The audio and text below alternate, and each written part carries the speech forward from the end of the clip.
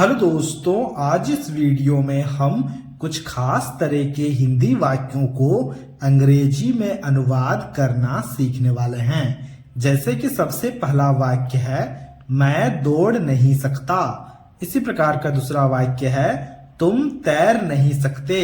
तो इस तरह के हिंदी वाक्यों को इस वीडियो में हम अंग्रेजी में अनुवाद करना सीखने वाले हैं। तो शुरुआत हम सबसे पहले वाक्य से करते हैं। पहले वाक्य में लिखा गया है मैं दौड़ नहीं सकता। तो मैं का अंग्रेजी में मतलब क्या होता है? मैं का अंग्रेजी में मतलब होता है आई। तो हमने यहाँ पर आई लिखा। फिर देखो लिखा गया है नहीं सकता, सकना। सकना का अंग्रेजी में मतलब होता है कैन। तो हमने यहाँ पर कैन लिखा। और क्योंकि यहाँ पर देखो नहीं लिखा गया है तो हमने साथ साथ में नॉट भी लगा दिया। आई कैन नॉट मतलब मैं नहीं सकता। क्या नहीं सकता? मैं दौड़ नहीं सकता। और दौड़ना का अंग्रेजी में मतलब होता है रन।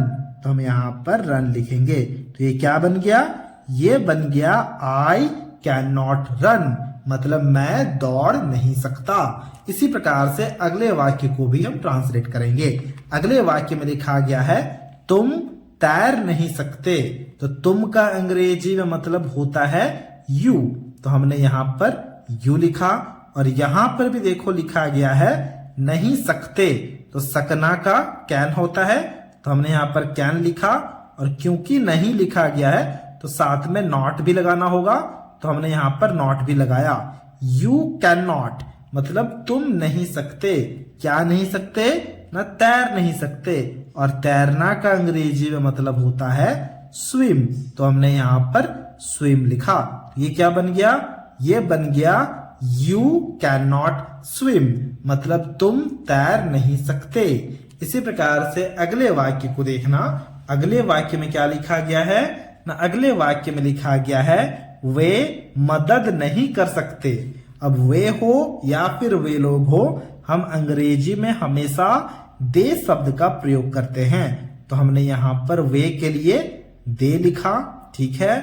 फिर देखो लिखा गया है नहीं कर सकते। तो नहीं सकते का मतलब हमें पता है ये हो जाएगा कैन नॉट।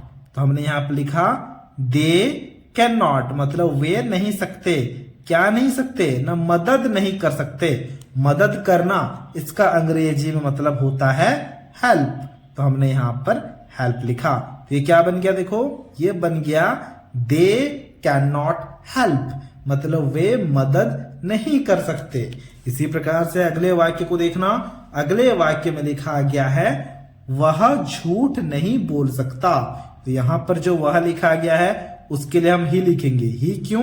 क्योंकि किसी एक पुरुष के लिए लिखा गया है। क्योंकि देखो सकता लिखा गया है। अगर शक्ति लिखा गया होता तो हम समझते कि किसी एक स्त्री के लिए लिखा गया है। और फिर हम यहाँ पर सी शब्द का प्रयोग करते। ठीक है। तो हमने यहाँ पर ही लिखा नहीं सकता। इसके लिए क्या लिखना होगा? ना कैन नॉट लिखना होगा। तो हमने यहाँ पर कैन नॉट लिखा। ही कैन नॉट मतलब वह नहीं सकता। क्या नहीं सकता? झूठ नहीं बोल सकता। और झूठ बोलना इसका अंग्रेजी में मतलब होता है लाई। देखो लाई का मतलब झूठ भी होता है और झूठ बोलना भी होता है। तो हमने यहाँ पर सिर्फ और सिर्फ लाई लिखा है। तो ये क्या बन गया? ये बन गया he can not lie.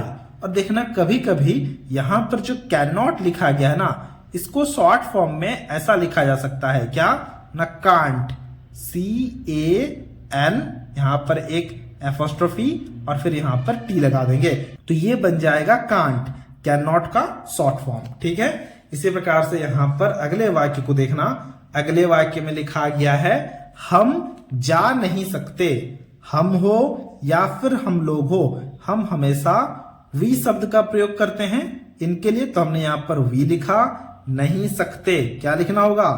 Can not लिखना होगा या फिर कांट लिखना होगा। दोनों बराबर है तो हम यहाँ पर कांट लिखते हैं। तो हमने यहाँ पर कांट लिखा जो कि कैन नॉट का ही शॉर्ट फॉर्म है। वी कांट मतलब हम नहीं सकते। क्या नहीं सकते?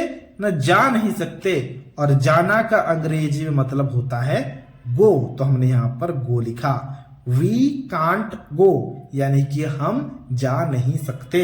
इसी प्रकार से यहाँ पर देखना छठे वाक्य को। अब इसके ट्रांसलेशन को अभी आपको खुद से करना है। वाक्य है मैं आ नहीं सकता।